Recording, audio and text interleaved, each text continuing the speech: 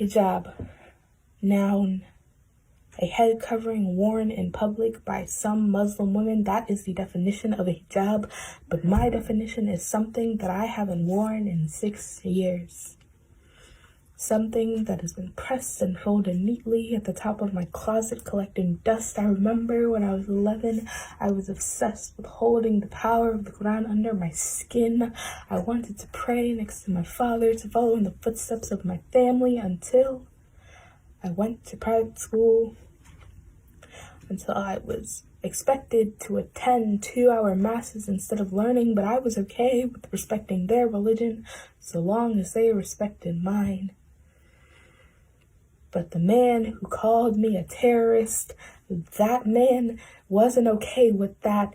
He told me to go back to where I came from, told me to kill myself because my people were killers. Who have I killed? I was 11 years old when this man barked at me, made me fear him. I haven't worn my hijab in 6 years.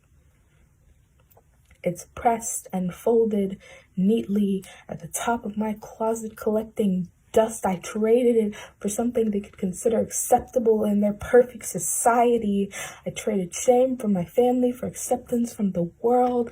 I became a stranger to the name of Allah for that of a God who was a stranger to me, adapting to a world I never felt I belonged in. You see this? You may consider this a sign of oppression or terrorism, but it's been misconstrued by the media and associated with a bomb. Islam itself is associated with a bomb. Muslims are associated with a bomb, but we are not the ones holding the fuse. I have not worn my hijab in 6 years until today. It's no longer pressed and folded neatly at the top of my closet collecting dust, but rather wrapped around my head, absorbing pride as it radiates off of me.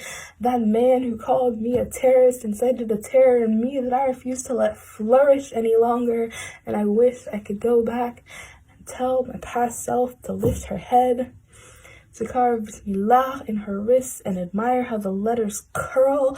And I wish I could go back and tell that man, may peace be upon him, even though he hurt me.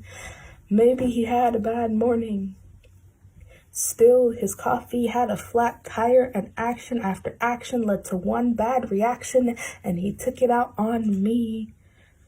Or maybe he did it out of pure hatred, and he just wanted to prove a point that all Muslims are bad-tempered terrorists. Either way, I don't blame him.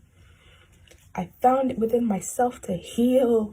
I have my faith and my family, and for the first time in a really long time, that is enough.